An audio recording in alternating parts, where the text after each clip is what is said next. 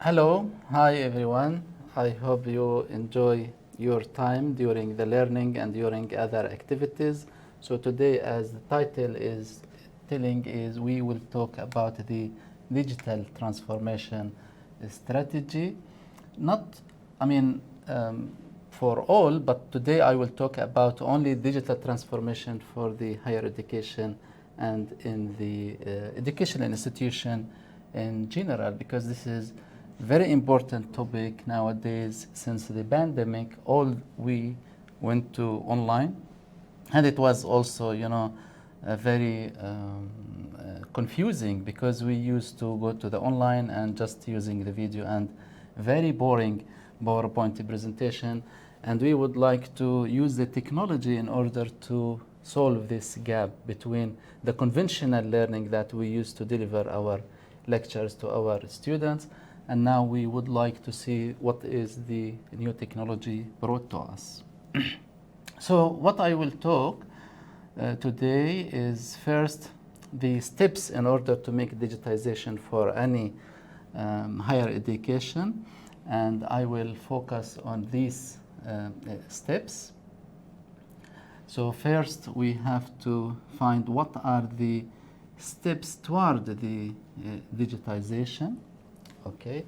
And then I will talk about the change management, because when you do any technology and you bring any technology into the institution, there should be a change, and of course associated with the change resistant, and we have to also solve this, and this is very important in order to be solved. Otherwise, even if you bring a technology and people keep resisting it, it will not be used, or even it will not be utilized in a very good manner. And then obviously there are many challenges. There are sophisticated universities, there are less sophisticated universities, and each will have challenges. And also challenges is we have to also make a gap, a kind of gap as assistance, or in order to fill the gap, and we see where are the current status of the institution. And we will talk about the stages.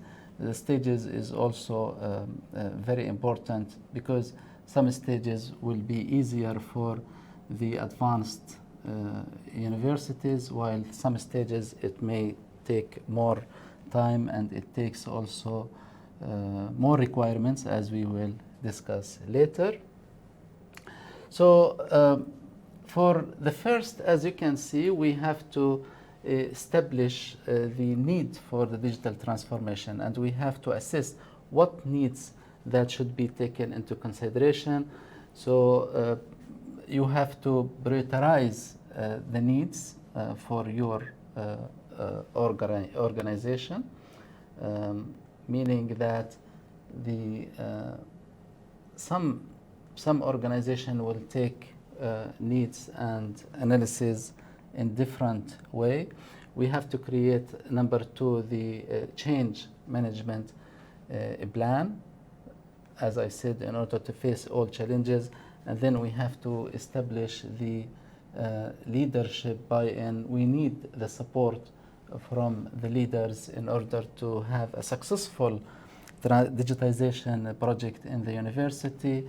And then the team, we have to talk to the team who will handle this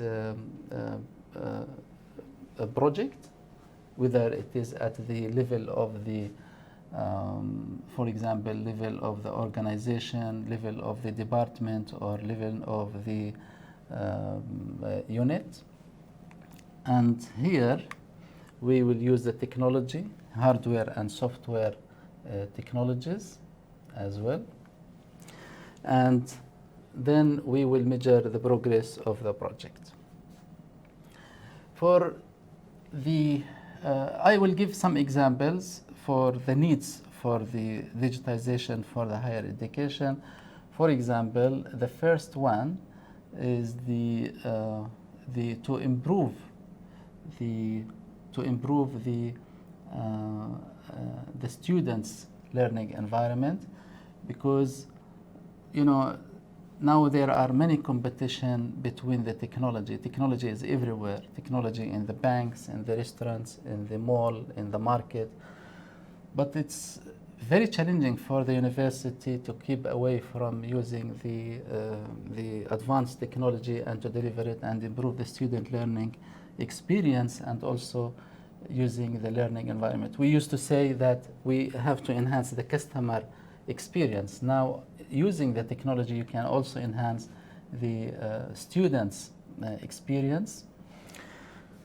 A second example, it could be the enhancing the institutional effectiveness, because it's very important. At the end of the day, the education services are very regulated, and the regulator should, you should show, especially for the private university, they should show the documentation, enough documentation in order to show institutional effectiveness. Without technology, you have to write many documents, you have to generate tons of documents in order to prove the quality of your education, and this is going to take a huge amount of resources.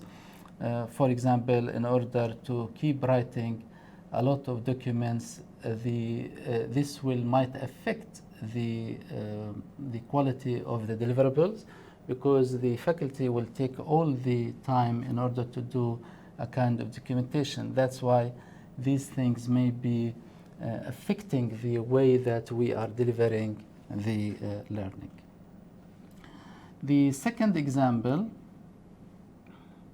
that also could be is to manage the risk, because risk is associated everywhere, and you have to minimize the risk of your organization. I mean, you see, the risk could be associated with many items, not necessarily the financial, but also the academic risk. I believe that using this technology will minimize the academic risk as well, and also it will cut the cost, because there are if you want to use the conventional way of delivering the lectures and making recording and repeating the same lectures every time, it also will cost you a lot, while doing a lecture like this and then spread it to all the students and repeat it for the blended learning, it will be less cost than doing it every time. And the other, the outreach. Now, as you can see, most of the universities, they are moving to international. Most of the US and European universities are reaching, for example, our area by delivering online degrees and online training. So also you can use the same by digitizing your content. Here, the digital resources like the libraries is no more books. The library nowadays are the most boring place for the students, while the online library, e-books and e-resources are more interactive and having the multimedia also for the student, and the student can have more fun for that. Also, to reach out, you need the digital marketing. Also, it is a digital tool. Now, how can we prioritize the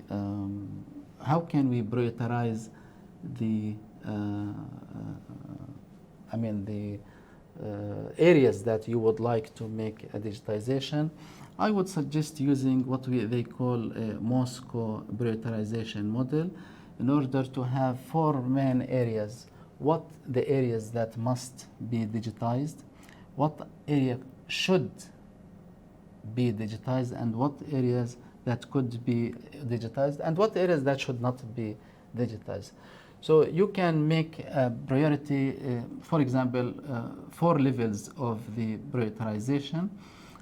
For example, you can choose the first, for example, for this item, you can, for must have, we can give number 1. For should digitized, you can give number 2. And for could have, you can give number 3. And will not have, for example, you can give number 5. So accordingly, you can give the first priority for the for the digitization. For the next, you can, obviously, the learning process should have a threshold attribute, which is the minimal in order to be delivered to the student. And you should have giving the performance, more performance for the learning process, and the excitement. Obviously, if you want to compete, you should be giving the excitement attribute in order to have more students and to obtain the learning outcome either at the program level or at the course level. That's why it's very important in order to keep your organization in the excitement area in order to have more students and to enhance their experience. Now, before the project, we have to study the current status, okay, in order to see where we are heading here, in order to see the stakeholder, and also to minimize the change management. You have to go and make awareness for all the stakeholders. You have to talk to the faculty why we need the digitization process for our university. You have to talk to the students, and also you have to talk to the board and to convince them that the technology is a must nowadays, and we have to start our digitization for the entire operation of the university. And also for the desire, and also you have to take the, as you can see here, the transition, how to move from the current status into a future status.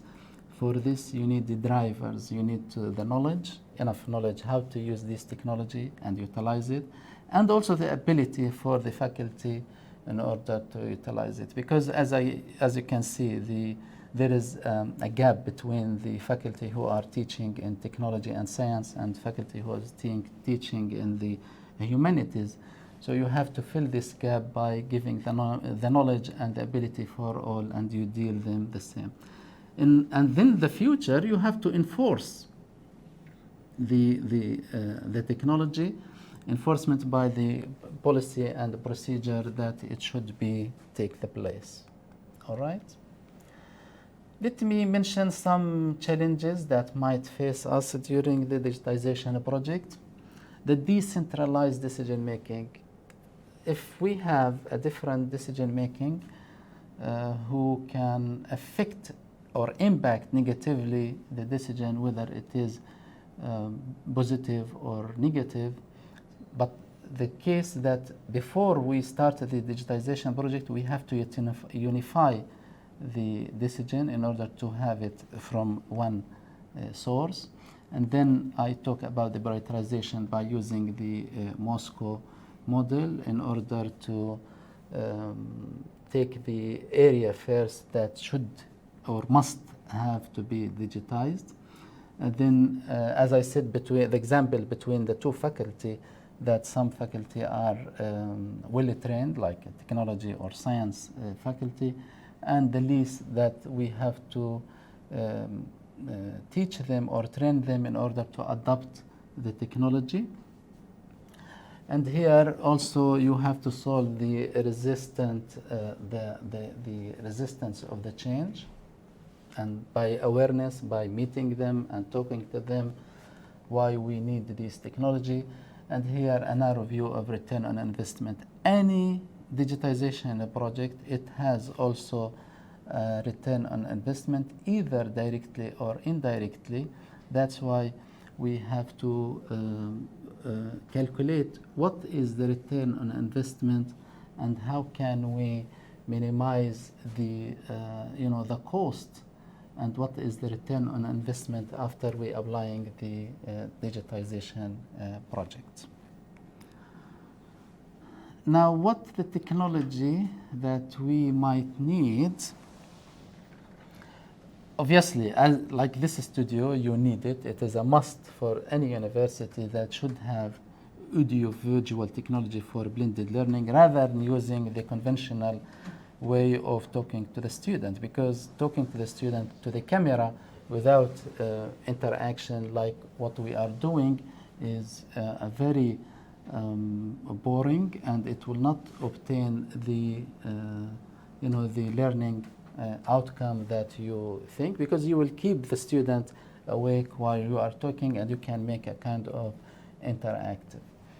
And also, like example, I mentioned some examples here. You should have a good camera, visualizer. You should have interactive projectors like what I am talking to you now, in addition to digital signage. And also, you need some software technologies. Okay, for example, I mentioned some examples here for the software, which is the learning management system. You need the learning management system.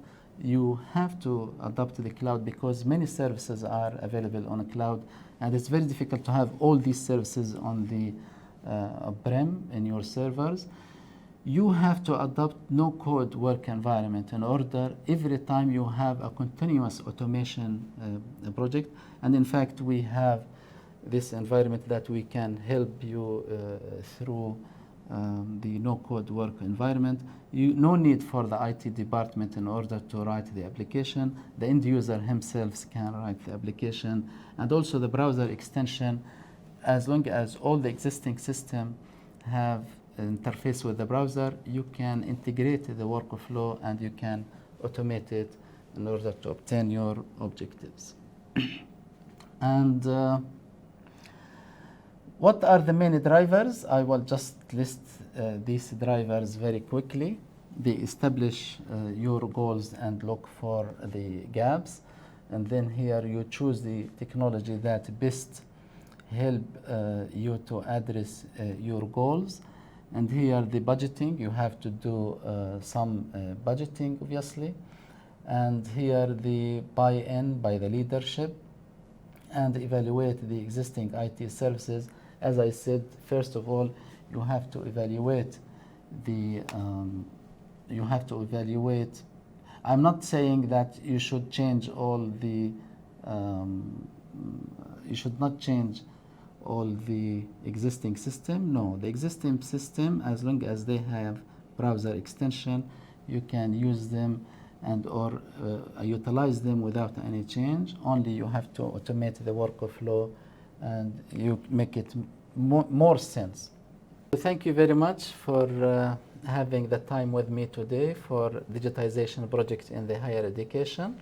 However, if you have any question, any inquiry, I welcome you in sending an email to ZeeAcademy.